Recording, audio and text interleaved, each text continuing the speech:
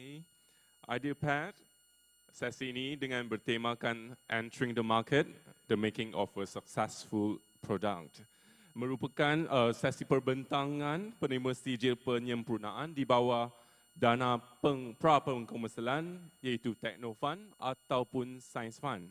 Pada petang ini, kita akan menyaksikan perbentangan 3 produk ataupun perkhidmatan yang telah pun menerima dana pra-pengkomersialan bagi tujuan pembangunan potensi komersil dan teknologi sehingga ke peringkat pra-pengkomersialan.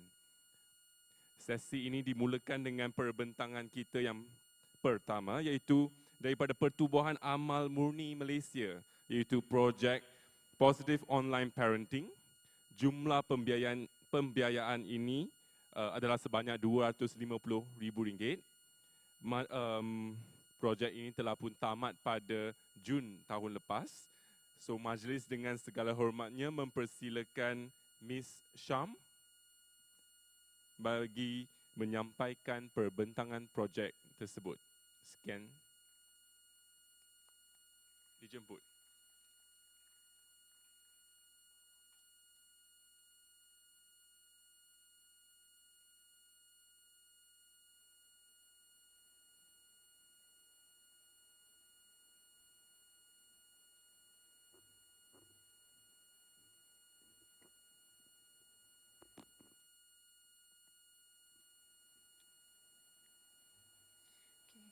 Good afternoon, ladies and gentlemen.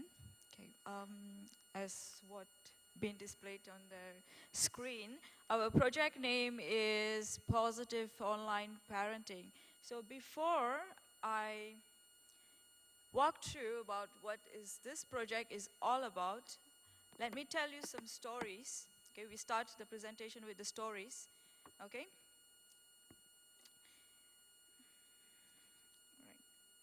Okay, this story is about a young, troubled woman, a teenager, okay, troubled girl.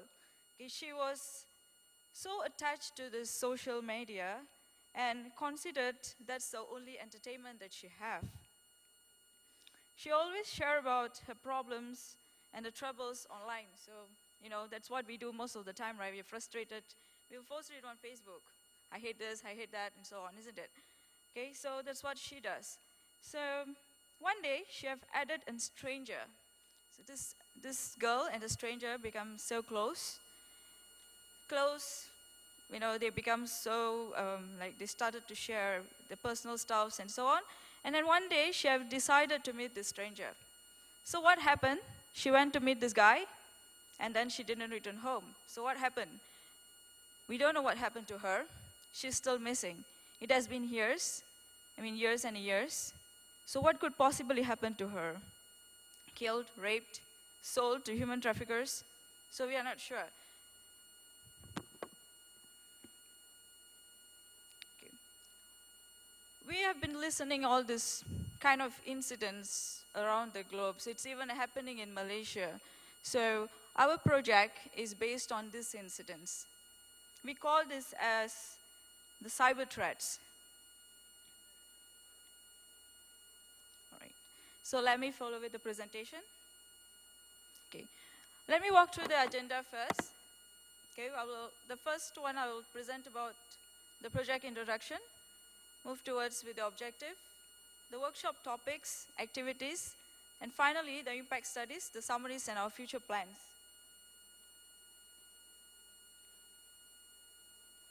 Okay. As you already know, the project name is Positive Online Parenting Workshop. We have collaborated with the Cybersecurity Malaysia and the Department of Psychology of Polytechnic Sultan Azlan Shah. Okay, we have conducted this training for almost 3 days at Sekolah Menengah Raja Perempuan Kelsom, Kuala Kangsar. So the targeted audience or the target market was the parents of young adults. So why we focus on the parents of young adults? Okay, we believe apart from a teacher, the parents are the next a group of people who are going to shape up their children. All right. We have 4 objectives. The first one is to create a cyber threat awareness and its implication towards the parents. The second is to educate the parents on the preventive measures, the tools, and techniques to control their children's online activities, and attempt their children psychologically if their children become a victim, and preserve our nation's asset as we consider the younger generation is our asset. Okay, their moral and ethical values are quite important.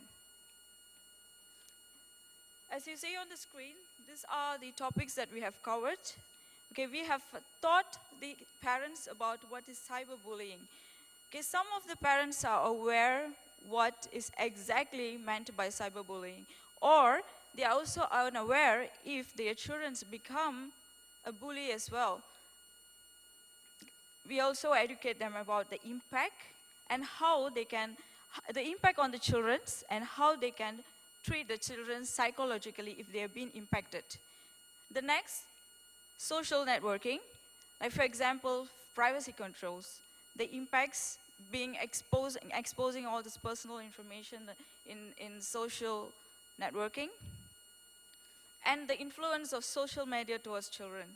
Okay, we also introduce about online threats and how to identify these online threats. Next is the pornographies, for example, the viewing and the downloading. The inappropriate contents, like for example, the viewing of inappropriate contents, like for example, the crime-related contents, the racial, abusive, and then, the recruitments of extremism, the file sharing, the potential threats and impact, and how to secure their file transfer, the online menace, for example, the spreading lies, spreading controversial comments and etc., which is becoming very popular among the Facebook or the social media users. The detection tools and mechanism. Some of us are aware that these problems are occurring, but we are just not sure actually how to control this. Okay, what are the tools available online to prevent this kind of issues? Okay, during the workshop activities, the presentation was presented by the collaborators. Okay, we had a group discussion among parents, there were role play activities. Okay, we also had a practical activities, like for example, on a computer, we teach them how to utilize the Northern Family and Window Life family safety applications. We also provide the parents with a user guide, the user manual on how to utilize these applications. All right. As for the impact studies, we have conducted this activity on 317 participants, the parents, of course. And then the studies covered the following area. The first one is the family safety online, the children's activity online, risks associated with social media, cyberbullying, personal device security, personal information sharing, and filtering tools. Okay, what we wanted to introduce here is we want to ensure that the family, the parents are unaware of their safety when they are exposing their informations. Like for example, the family's informations online. Okay, and then we wanted to know if the parents are aware of what are the activities being performed by the children online. Whether they are involved in cyberbullying, The next is the personal device security. Of course, now the kids are equipped with mobile phones and so on. Personal information sharing, we can easily share our, the location, our home address, and etc. in social media, and the filtering tools. For example, the filtering tools to filter all this pornographic contents, all the illicit materials. Okay, these are the response to the impact studies. Okay, we have segregated it in two parts. The awareness before the workshop and the awareness after the workshop.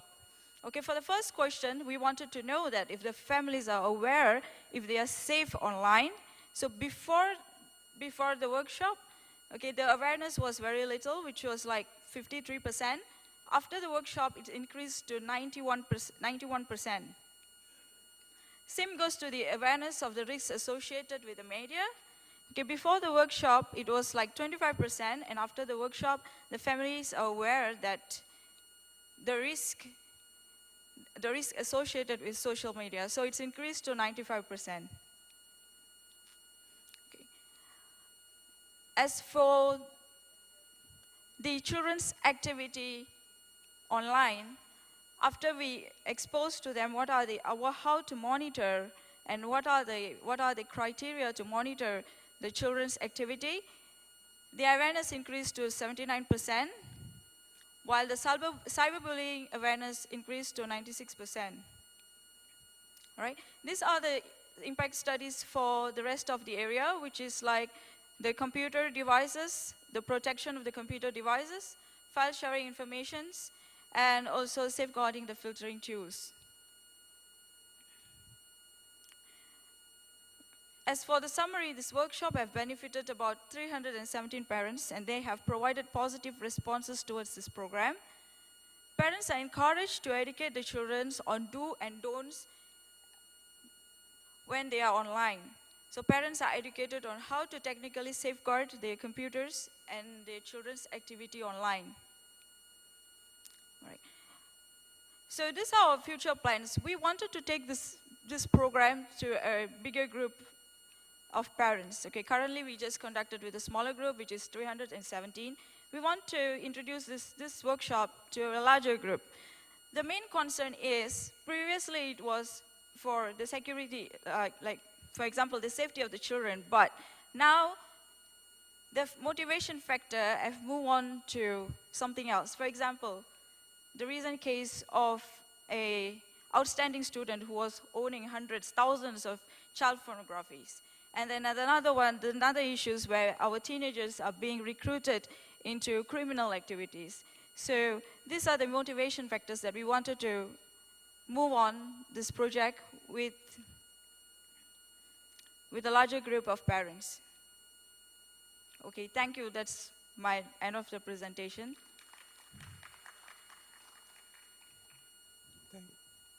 Thank you, Ms. Sham.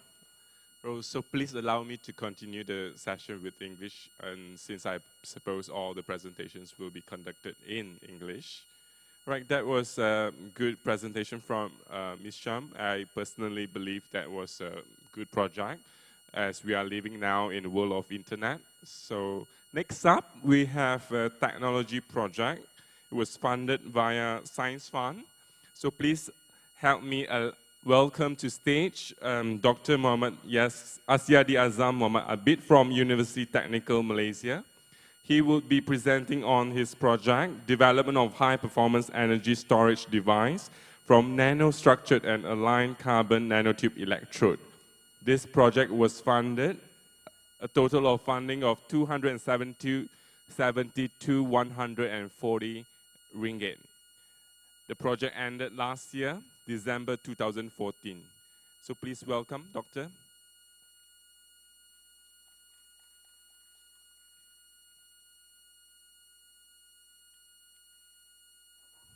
Test. Okay, thank you, Mr. Chairperson. Baru tinggal nak campur cakap Melayu tadi, tapi dah kena sound. So, but still, I'm still mixing my language for my presentation. Otherwise, saya takut tak faham sangat. Sebab too technical compared to two other presenters. Okay, bismillahirrahmanirrahim. Assalamualaikum warahmatullahi wabarakatuh. Nama saya Asyadi. Saya daripada Universiti Technical Malaysia Melaka. UTM, bukan UTM. Di Melaka, salah satunya IPTA di Melaka, selain UITM. So yang kedua lah. Saya akan mempersembahkan slide saya yang bertajuk Development of High Performance Energy Storage Device from Nanostructured and Aligned Carbon Nanotube Electrode. So a bit technical, a bit complicated. The keywords here are first, energy storage device. Okay, batteries, supercapacitors, etc. And then second one will be the carbon nanotube, the so-called nanomaterial, advanced material for the future advancement of technologies and industries. Okay, this is the introduction. As we all know, energy is one of the most important topics in this century. other than the generation and consumption, the energy needs the advancement of storage technology. Okay, in which dalam konteks kehidupan sekarang, current teknologi kita ada conventional capacitor being used in electronic and electrical devices. Then we have batteries, ini yang paling glamour. Saya tunjukkan bateri cellphone, tak kira cellphone ke, even electric vehicles pun dah menggunakan konsep bateri combination with other device, which is known as a supercapacitor. Supercapacitor is also known as an electrochemical capacitor. It is the combination of both conventional capacitor and a battery. And then kelebihannya saya akan tunjukkan sekejap lagi. And current applications of supercapacitor in this world, bukan di Malaysia sahaja, is including transportation, consumer electronics. But for the time being, mereka menggunakan supercapacitor bersama bateri. Dan apa yang saya nak persembahkan ni adalah cadangan untuk menggunakan kapasitor sahaja tanpa menggunakan bateri. But why? Why do we need to avoid battery? Saya buat sedikit comparison. Kita ada Dragon plot dekat situ, and I would like you to look over the table at the bottom side. Kalau kita tengok batteries is conversion of chemical reaction. Okay, when we talk about chemicals, we need to talk about green, sustainable environment, and then the lifetime depending on of the electrolyte. So if you look into supercapacitor or electrochemical capacitor or EC, they don't need chemical reaction, but instead of chemical reaction, they use the concept of physical separation of electrical charges, in which the material is not easily degraded. So the life cycle will be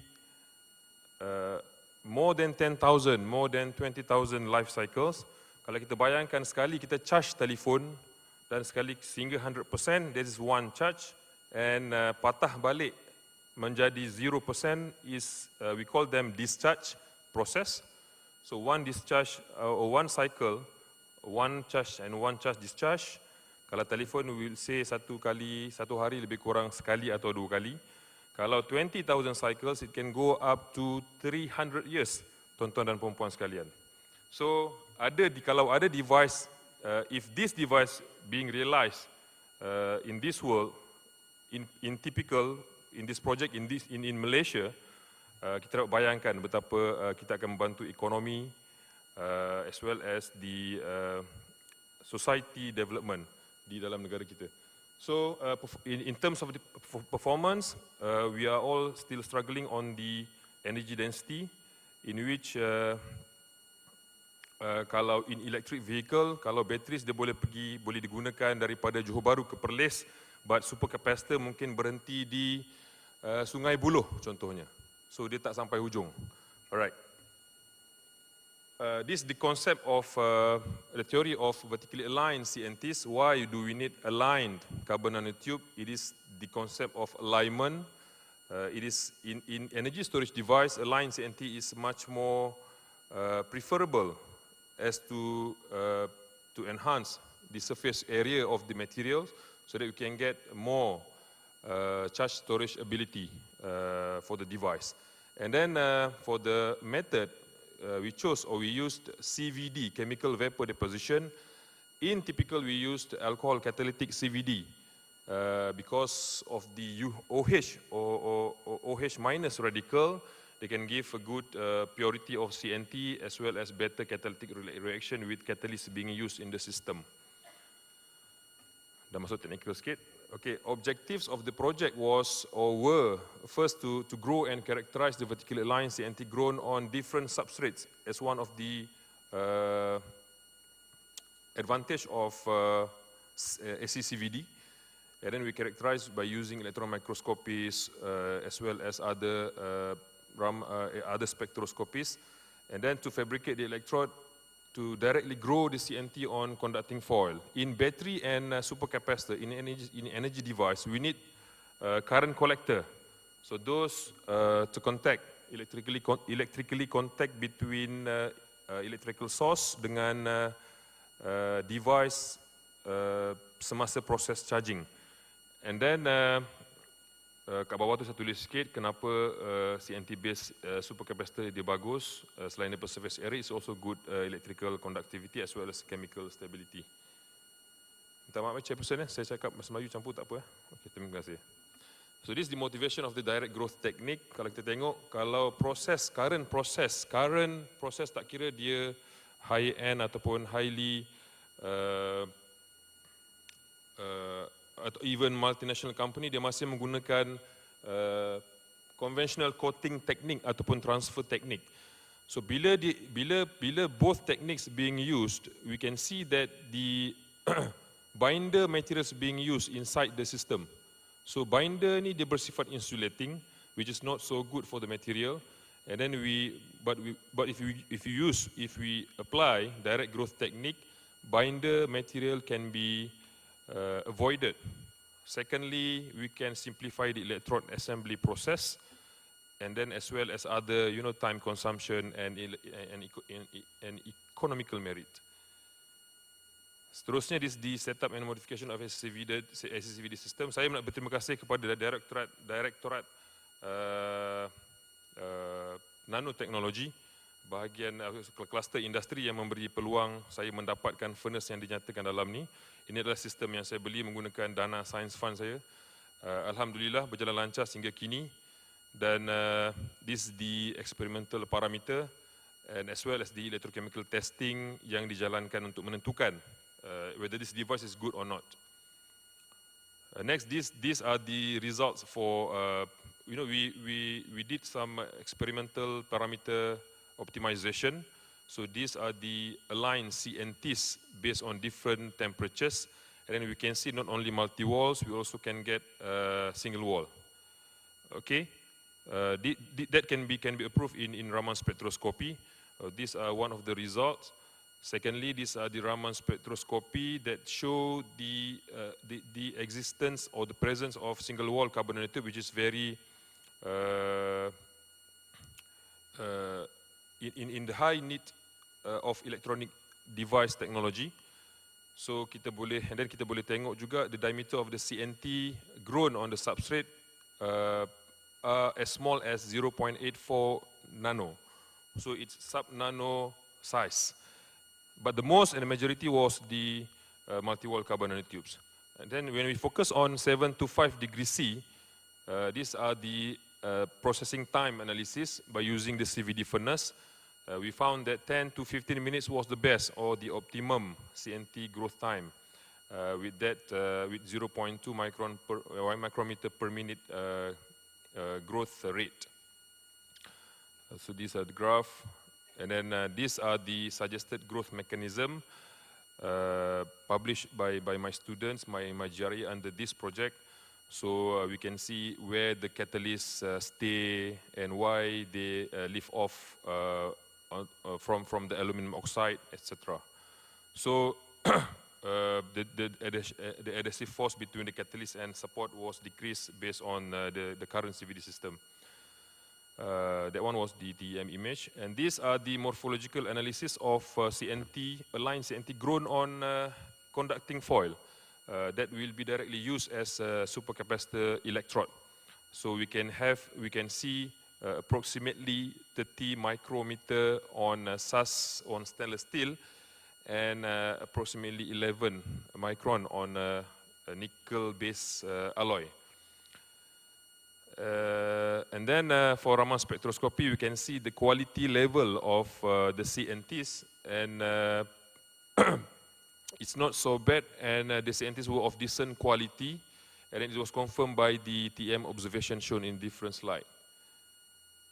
And then we go to electrochemical analysis. We use 3 different analysis actually, but I will show only 2. CV, cyclic voltammetry. We can see the hysteresis of charging and discharging process on both foils. We can get a very good capacitance value with a good shape of, so they're confirming no chemical reaction inside the system, and as well as the low contact resistance between the CNT and then the conducting foil. So these are the galvanostatic charge discharge analysis. What we can say here is that they shows very rapid charge discharge, which is very well known advantage for supercapacitor. So they have a stable electrochemical property, fast ion transportation due to the aligned structure of the CNT. And again, from the charge discharge analysis, we have 1,000 cycles capacitance retention analysis. After it is decreasing from 100% capacitance retention, but approximately 40th cycle, the capacitance became stable, and after 1,000 cycle, only 20% decrease of capacitance value. Capacitance is the how good is the charge storage ability. So to summarize, first, the temperature and time effect in the growth rate and morphology of vertically aligned CNT was studied. And we shown tip growth mode, and then the capacitor was successfully fabricated by single step process by using the technique. And we have a good capacitance performance. And we are looking forward for another significant increase in capacitance by using different electrolyte. And last but not least, by using this project funded by MOSTI, we are looking forward for direct fabrication of graphene electrode as the electrode for the supercapacitor or the batteries.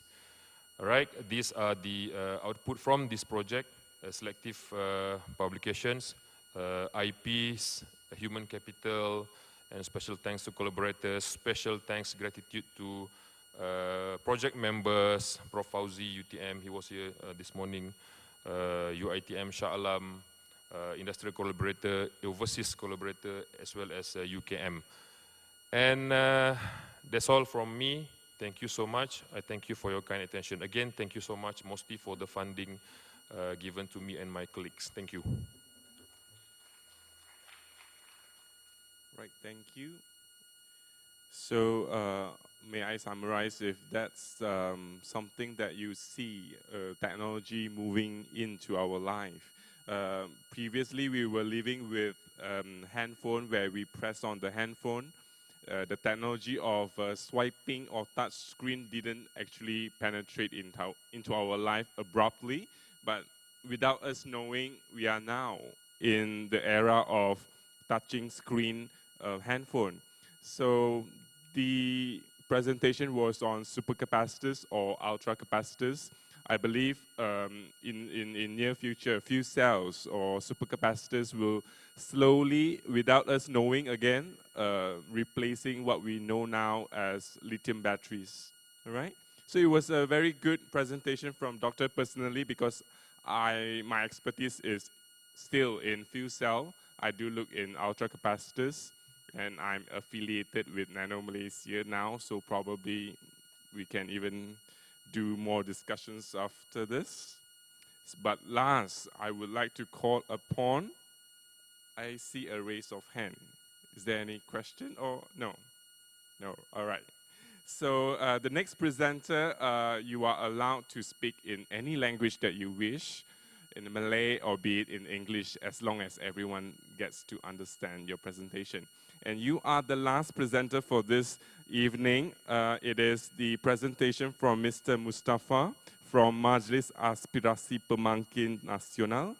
So you would be presenting to us your project on membangunkan sistem kawalan disiplin, or more better known as e-discipline. This project was funded by Technofund. A total of 240,000 ringgit was allocated. So we look forward to the outcome and description of this project. Thank you. Okay, Bismillahirrahmanirrahim. Bismillah sadri wa yassir li amri wa hlul 'uqdatam min lisani yafqahu qawli. Thank you, Mr. Chairperson, and good evening, everyone. Okay, today I would like to present our project actually from the Innovation Fund that have given to us.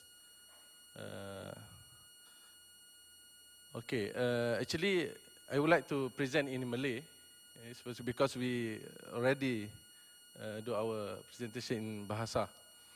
Okay, actually sistem e-disiplin ini telah dibangunkan pada tahun 2009 lagi. Menggunakan dana dalaman Majlis Aspirasi Pemangkin Nasional. Okey, kalau dilihat kat sini, ini adalah interface antara muka sistem yang dibangunkan dan telah di-online dan telah diguna pakai sebanyak 389 buah sekolah seluruh Malaysia sekarang. Dan ini adalah hasil kerjasama R&D di antara UMT dan juga MAPAN. MAPAN ini merupakan NGO di bawah Jawatankuasa Induk Disiplin Pelajar, Disiplin Murid di bawah Kementerian Pendidikan Pelajaran Malaysia, KPM. Okey, hasil daripada kes-kes disiplin yang berlaku seperti buli dan salah laku lain, kita memerlukan satu tindakan cepat yang perlu diambil oleh pihak pengurusan sekolah dan juga Jabatan Pendidikan Daerah, Negeri dan juga Kementerian. Okey, jadi hasil kerjasama di antara universiti dan juga NGO ini, kita telah membangunkan sistem ini dan hasil daripada grant yang diberikan oleh pihak MOSTI di bawah Innovation Fund, kita telah tambah nilai. Sistem ini telah ditambah nilai kepada sistem yang secara keseluruhannya yang mengandungi sistem merit dan demerit. Di mana kita bukan sistem nak menghukum pelajar, kita hanya sistem untuk mengawal kesilapan dan pelajar itu boleh menebus kesalahan disiplin yang dilakukan dengan mengadakan program kerja amal. Kita panggil intervensi. Itu model yang dibangunkan. Dan kita telah berjaya mendapatkan hak cipta IP untuk copyright dan juga trademark dekat situ. Okey, alhamdulillah kita telah berjaya menyiapkan sistem ini dalam tempoh yang telah ditetapkan, iaitu 18 bulan. Ini antara milestone yang kita dah perolehi dan siap. Dan impak daripada projek ini di mana kita ingin membantu pihak pengurusan sekolah di mana semua guru adalah guru disiplin. Kalau dilihat daripada sistem yang sebelum ini yang ada, pihak hanya satu guru, ketua guru disiplin ataupun setiausaha guru disiplin sahaja yang diberikan tugas untuk memantau salah laku murid di sekolah.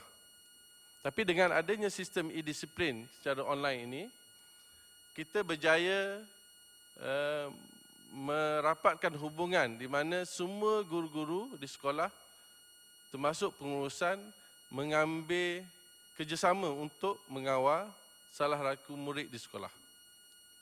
Dan sistem ini boleh dicapai di mana-mana dan untuk sesuatu tindakan diambil, kita boleh melihat bukan sahaja di kalangan salah laku pelajar, kita juga boleh menilai guru. Di mana kalau dilihat kat sini, ada satu modul yang kita bangunkan untuk kehadiran murid ke sekolah, pontin sekolah, di mana kalau guru tersebut tidak menghantar kedatangan pada satu masa yang telah ditetapkan, kita beranggapan guru tersebut telah ponting kelas dia. Mana guru pun kita melihat dari segi, bukan kita nak punish guru, tapi kita nak tengok macam mana sistem ini semua pihak di sekolah tu mengambil cakna. Okey, selain itu juga sistem ini tidak akan diteruskan sekiranya satu tindakan telah diambil tetapi kerja amal ataupun intervensi belum dijalankan oleh guru kaunseling. Jadi apabila guru kaunseling tidak menjalankan proses kerja amal untuk diberikan merit yang baru kepada pelajar berkenaan tidak dapat dijalankan kerana pelajar ini belum lagi melalui intervensi. Jadi kita melihat apa tugas guru kaunseling kat situ. Dan selain itu juga sesuatu amaran yang dikeluarkan oleh pihak sekolah tidak dapat dikeluarkan sekiranya pengetua ataupun guru besar tidak mengesahkan sesuatu kes itu sama ada perlu dikeluarkan amaran ataupun tidak. Perlu ada jawatan kuasa siasatan di pihak sekolah. Jadi guru besar pun mesti alert dengan tindakan apa yang berlaku pada pihak sekolah. Dan begitu juga satu kes-kes yang berlaku di kawasan daerah tersebut boleh dinilai oleh pegawai pendidikan ataupun pelajaran daerah yang boleh dicapai melalui sekolah-sekolah di daerah tersebut. Sebagai contoh katakan kita boleh melihat Januari hingga Februari di kawasan daerah A, apakah kes-kes yang kerap dilakukan oleh pelajar-pelajar di sekolah di daerah tersebut. Sekarang ni kalau dalam sistem kita ni yang kita lihat patternnya adalah kes ponting yang paling tinggi, bergantung pada kes-kes yang lain lah. Itu sebagai contoh. Dan tindakan pihak sekolah dan juga PPD berkenaan, apakah proses ataupun program yang perlu dilakukan untuk mengatasi masalah ponting dengan segera. Bukannya kita menunggu 6 bulan, 7 bulan laporan dijana, barulah tindakan perlu diambil. Okey, 4 pada projek. Kita dah kat sini banyak yang kita dah buat dan pelbagai aktiviti yang kita dah jalankan bagi memenuhi milestone yang kita bangunkan. Dan nanti saya akan cuba paparkan beberapa laporan-laporan yang dikeluarkan oleh pihak akhbar daripada projek yang dijalankan ini. Dan kita pun telah berjaya untuk mendapat satu pengiktirafan daripada Cyber Security Malaysia, di mana sistem yang dibangunkan ini adalah tahap keselamatannya adalah tinggi dan telah diluluskan oleh pihak Cyber Security Malaysia.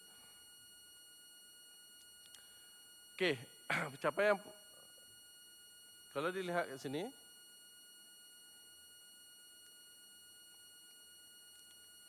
ini perbelanjaan yang kita bolehi. Pelaksanaan sistem yang saya maklum tadi, 389 sekolah telah mengguna pakai sistem ini. Ini di antara program-program yang kita anjurkan, latihan kepada guru-guru.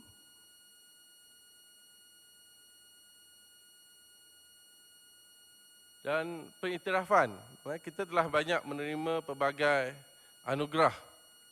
Peringkat ni World Innovation Award di Korea 2014 last year. Ini yang enhancement. Okey. Ini tahun sebelum tahun 2012 kita juga World Award dengan Special Award King Sinjong Award. Kat situ. Itu tahun 2012. Sebelum enhancement kita buat. SEAGIF, Cyber Invention, Genius Award. Dan kita juga dapat satu Special Award, AIA Award. Ini di London, BIS. Ini di Seoul, Invention. Saya rasa semua invention yang kita masuk, semua dapat award tu. Yang mana yang pernah kita hadiri. Okey. Ini di Geneva, pergi. Dan kita juga merupakan salah satu perisian yang di bawah agensi kerajaan. Kita dapat top 10 di bawah MyGOS Open Source System. Dan ini merupakan MOU di antara MAPAN dengan UMT. Ini antara kerajaan akhbar yang ada. Dan kita dalam proses untuk menjalankan keseluruhan secara berperingkat kepada sekolah-sekolah seluruh Malaysia, yang mana kalau lihat sini sebanyak 5.5 juta pelajar yang terlibat Okay. 10,000 sekolah. Dan hasil daripada pembangunan sistem ini, impaknya amat besar di mana pencapaian sekolah-sekolah Felda di dalam peperiksaan yang besar telah meningkat. Di mana kes-kes disiplin murid ini berkurang dan para pelajar lebih tertumpu kepada pelajaran dan peperiksaannya telah meningkat. Ini impak yang agak memberangsangkan. Dan masalah disiplin pelajar di Felda semakin berkurang. Ini satu fokus kepada Felda yang kita buat. Okey, selain itu juga mungkin sebelum tamat ni, sekarang ni pihak kami telah membangunkan satu aplikasi yang berasaskan kepada mobile, apps, di mana pihak sekolah boleh download apps ni dan boleh capai sistem ini dan boleh key in salah laku ni menggunakan mobile. Itu yang kita dah bangunkan sekarang. Dan kami juga telah memohon Technofund, di mana syarikat AAS dan Berhad pihak mapan telah lisenkan periksian ini kepada pihak AAS untuk dipasarkan kepada peringkat luar. Dan kita juga telah menerima permintaan daripada Indonesia, daripada Brunei dan juga beberapa negara di Timur Tengah dan juga di Cyprus. Dan saya juga telah membentangkan ini kepada beberapa conference international, salah satunya di New Zealand, Auckland. Dan daripada hasil pembentangan paper yang telah dimasukkan dalam proceeding tersebut, dan pihak-pihak sekolah di luar negara berminat dan telah menghantar email kepada pihak kami supaya diguna pakai sistem merit di merit ini di negara dan di sekolah mereka. Dan insya-Allah saya merasakan sistem ini akan boleh berkembang dan mengharapkan satu sokongan daripada pihak MOSTI, dan saya rasa ini merupakan projek yang salah satunya sukses yang kita merangkumi semua dari segi award cyber security-nya, dari segi intellectual property dan sebagainya telah kami penuhi. Dan selain itu juga ada juga pihak-pihak daripada MRSM, MARA dan juga Politeknik berminat untuk menggunakan pakai model yang kita ada ini bagi pelajar-pelajar mereka. Saya rasa itulah sedikit. Dan sekian, terima kasih. Assalamualaikum warahmatullahi wabarakatuh. Thank you, Mr. Mustafa. It was a very well established and well recognized project of yours. Congratulations. So I believe these are all the projects that are very well established, establishing themselves in what we have heard just now, going into Auckland, Cyprus, internationally. These are all the projects that keeping MOSTI a smile on their faces, you see. So I congratulate, can we all hear, not many of you in the, can we give a round of applause to all the three presenters? So I am handing over this stage back to Falik for a proper closing. Falik, yours, thank you. Thank you so much, Thomas, for handling the IDEApad session. All right, we have finally come to the end of the day one, NICE 2015. Thank you so much for everyone who have stayed until the end of the day. We hope that today's session have given you inspiration and ideas and have gained a lot of information and knowledge throughout this day. And don't forget, tomorrow we start at 8 a.m. with Power Breakfast. And hopefully we'll see you guys tomorrow. Thank you. Have a safe journey back. Assalamualaikum warahmatullahi ta'ala wabarakatuh. And have a wonderful day. Bye-bye.